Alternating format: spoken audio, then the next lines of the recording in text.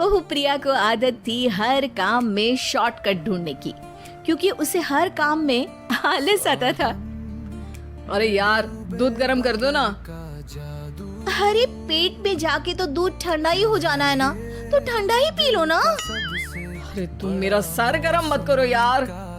अच्छा है, सर गर्म हो जाए तो सर पे दूध रख लेना, वो भी गर्म हो जाएगा। एक बात बताओ, तुम इतनी आलसी क्यों हो? अरे बोलो ना, इतने आलसी क्यों हो? प्रिया, जवाब दो।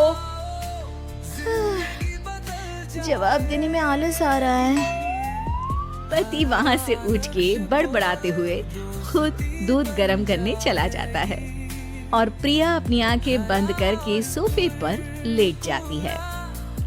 प्रिया की इस आदत का घर वाले सबको पता तो था ही, अब तो बाहर वाले भी उसको आलसी बोलने लगे थे।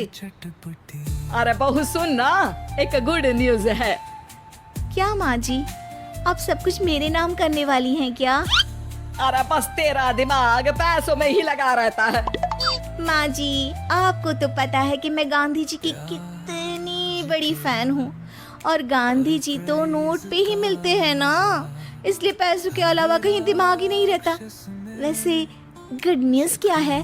अरे गुड न्यूज ये है कि मेरी कुछ सहेलियां आने वाली है। हैं? ये भी कोई गुड न्यूज है क्या?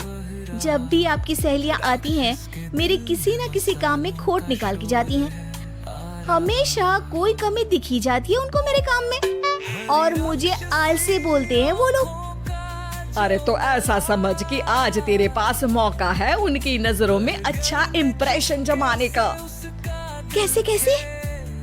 उनके लिए खाने की इतनी स्वादिष्ट चीजें बना कि वे उंगलियां चाटती रह जाए। माँ जी, ये तो आप मुझे नया काम पकड़ा रही हो। अरे मेरी सहेलियों से तारीफ पानी है कि नहीं? हाँ, पानी तो है।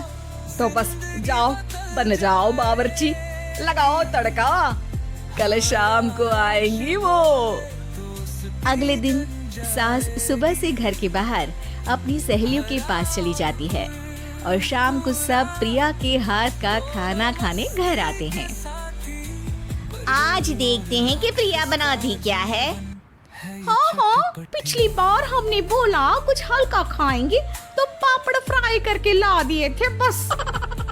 हाँ, और उसके पहले जब आए थे और बोला था कि भारी खाना खाना है, तो तरबूज काट कर ले आई थी। बोल रही थी तरबूज भारी होता है ना। अरे बस भी करो, इतनी बुरी नहीं है मेरी बहू। तभी बहू वहाँ खाना लेकर आती है। पनीर कोफ्ता, भिंडी मसाला, शाही मसाला, दाल, डबल तड़का, लच्छा पराठा, मिस्सी रोटी। अरे बस बस बहू, इतना सारा खाना। अरे अभी तो और भी है, फ्राइड राइस भी है अभी तो आपके लिए, और हाँ, अरे सूप लाना तो भूल ही गई मैं। अरे लगता है पिछली बार की कमी बस बिस्तर लग जाए मेरा। अब तो जब भी मेरे घर मेहमान आएंगे, प्रिया को ले जाया करूंगी खाना बनाने के लिए, मेहमान भी खुश हो जाएंगे। सास खुश है कि प्रिया की इमेज अपनी सहेलियों के सामने काफी सुधर गई है। प्रिया खाने के बर्तन समेटती है। इतने में तीनों सहेलियां हाथ धोने किचन में चली जाती है। तभी एक सहेली देखती है कि किचन स्टैंड पर कागज पड़ा हुआ है। वो सोचती है कि कागज को डस्टबिन में डाल दे। जैसे ही वो उसे उठाती है तो देखती ही रह जाती है। दरअसल वो एक बिल है जिसमें वो सारी चीजें लिखी है जो उन्होंने अभी अभी खाई है। वो चुपचाप बिल उठाकर बाहर आ जाती है और उसके पीछे बाकी दो सहेलियां भी आती है।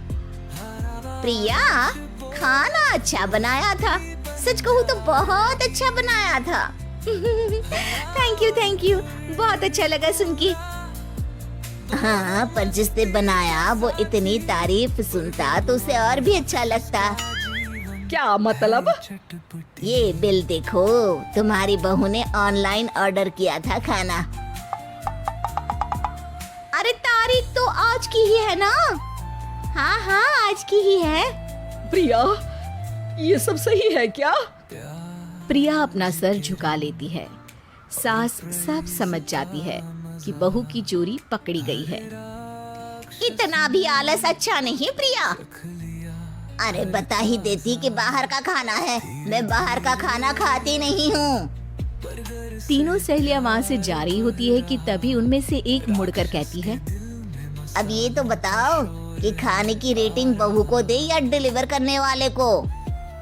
प्रिया समझ जाती है कि शॉर्टकट लेने की वजह से उसके साथ सास को भी ये बेइज्जती झेलनी पड़ी और वो कसम खाती है कि अब से शॉर्टकट से नहीं, मेहनत से काम करेगी।